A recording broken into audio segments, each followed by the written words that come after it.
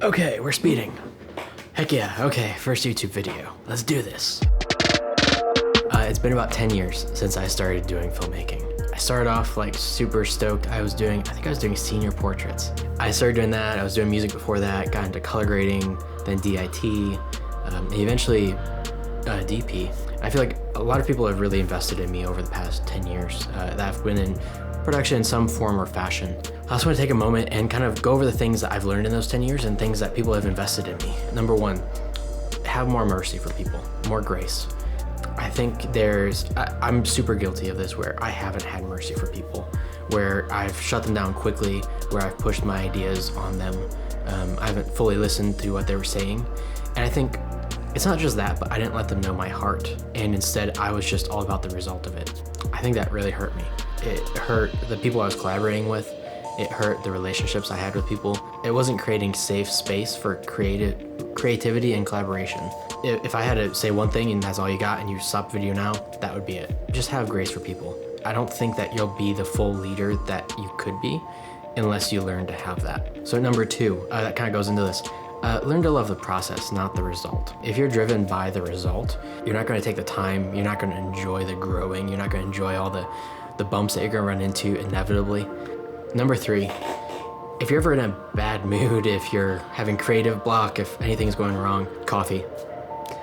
Half joking, but actually 100% serious. Ask any director that has worked with me and they know come like 1 o'clock, I need coffee, as well as like 7 a.m. if we're starting earlier, I need coffee as well. So number four, your biggest opportunities, when I look back at mine at least, are the things that they were small, usually not something I put on my reel, but it was just something that I created the relationship.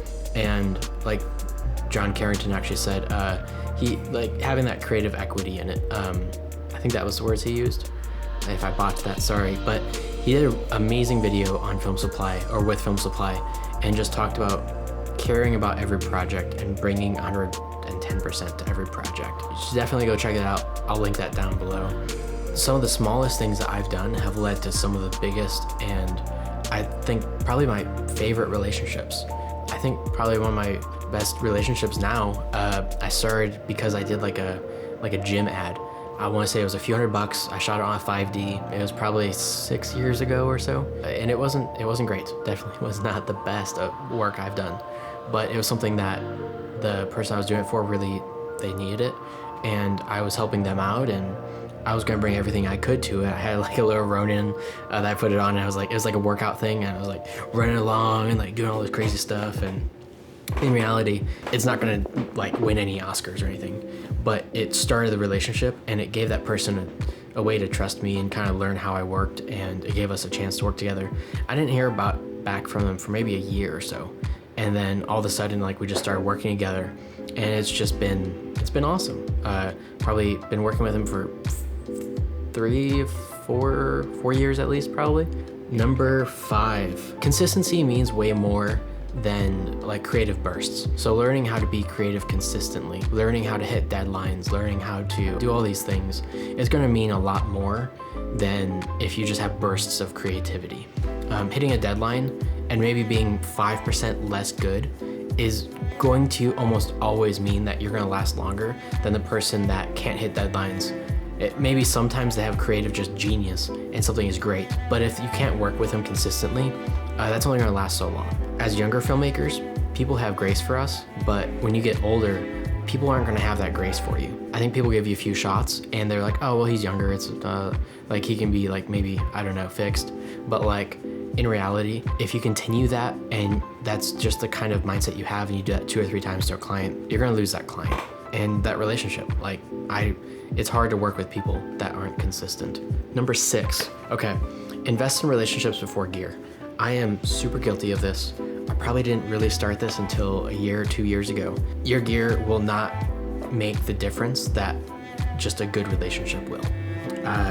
There's countless people I've invited out to coffee, and it's the amount that you can learn from someone like Nori Niven, if you know of him. I asked him out to breakfast one time because we were about to go shoot together on something, and I just wanted to like just soak in everything that he knows and the wisdom that he has. On the flip side too, that's some of the reasons I'm doing stuff like this right now is people invested in me and I want to turn around and invest in others. I think it's important for you to realize that there is always someone that doesn't know as much as you and wants to be in the position you are. Even if you do not feel like it at all, it's important to turn around and invest in the person underneath you. They deserve to be invested in just as much as you did when you were in that position. You can drastically change someone's life with just sitting at coffee and talking and like listening. Number 7, always bring at least one thing to every project. That'd be Chris Rupert. +1 every project. What is one thing that you can do that's going to make a difference? Something that you're going to bring to the project that makes it fresh, that makes it new, that makes it can be something basic, but think about something that's going to mean something to the person you're working for. How can you do something to make their job easier, to make them look better to their client, to make the set flow smoother? Like I bring like a speaker to set, super small thing, but it's like I also try to get like, I ask the director, what do you want to like listen to? What do you enjoy? I try to find those little tiny things because it means a lot in the end. If you're focusing on details like that, you're gonna find yourself caring about the big things that much more. And you're gonna bring that same intentionality to the whole set. In reality, you're saying +1 one thing, but really you're saying, I'm gonna take this mentality of caring about the details. Number 8, I just realized was kind of the same thing, but there's no monetary value that can be placed on relationships and going out to coffee. I'll say it again and again and again, and valuing the people that invest in you. There's a lot of value in bringing people on set that are much older than you and much more experienced. It might seem intimidating, like, oh my gosh, I shouldn't have this person working for me. They have like 25 years of experience on me, literally how old I am basically. So it's important to go at it and look at it as a learning experience. Personally, I love being asked questions. Maybe not in the heat of the moment, but I love being asked questions. I love when people just care about what I'm doing and they show interest. Because like, I would flippin' love to tell you why I'm using a skin tone highlight OLPF versus the standard or the low light, and why I'm using low contrast and blah, blah, blah. Like, it's gonna be the same way with like a gaffer. Ask them, why did you choose to do an HMI with a straw on it when you could have, in the same situation, instead of scrimming it down and all that, you could have just simply used sky panel. Like, stuff like that. It's like, they're gonna have reasons and they're gonna have thought about it the same way you will have thought about your area, and there's a lot to learn there. Number 9, I think being the cool middle ground is important. I think a lot of people think sometimes I have like resting RBH, I guess, RBF, yeah, RBF. But in reality, it's just like, I'm on set, I'm trying to be like a cool middle ground. I think someone prayed over me when I was younger that I should be like the lighthouse kind of a thing, where I should be like the calm, and like I need to like not let my emotions take me up and down, especially if you're a DP, but as a leader as well. Don't let your emotions be up here and then down here and then up here and then down here. And it's like, yeah, maybe I don't seem always like super jacked, but I'm trying to stay around this. I want to stay in that middle zone. I'm making sure that the director knows that things are under control and that I'm taking things seriously and that I'm moving forward. And I also want the producer to know that like things are going to be taken care of on time. The director's worrying about his ideas because he's pouring his heart out onto these pages and onto this script and onto all of this. Typically, if it's a project you're passionate about, the director is going to really care. And you need to realize that it's their baby, and you need to take that time and just work with them to really finesse that, and whatever you can do on your side to make that easier for them and give them more time to focus on like more takes, get them more time to just finesse the emotion. There's a lot of value in that. Number 10, respectful pushback. This one's a fun one because I think this goes along with having mercy and grace, but there's a lot of times that I don't think people feel like they can push back on ideas if they think they're bad. And I think a lot of that comes from being worried that maybe it'll be taken the wrong way, maybe the client will dump you, like kind of all these different things. But I think there's ways that like when you don't feel like something's good, or when you don't feel like something is right, or they're trying to do something that's gonna wreck something or whatnot, there's ways to be respectful in how you talk and how you like give them feedback.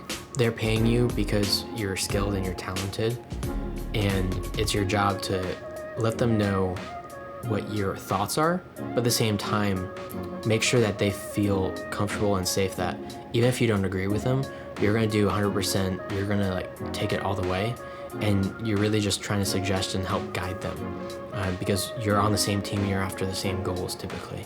I definitely wish I would have learned that earlier and possibly wouldn't have said dumb stuff in my ignorance. But anyways, so those are my 10 things. Hope you enjoyed this. I'll be doing more of these things. Let me know what you think. I'm guessing it's gonna be a little bit long, but it was just kind of, as I was sitting the other day having breakfast and just kind of reflecting on the things, I realized I wanted to share more and I wanted to work on being more of an open book. Thanks, see you later. I don't know what to do now. I'll just watch my short film I did with Matthew. Just kidding, that'd be kind of weird.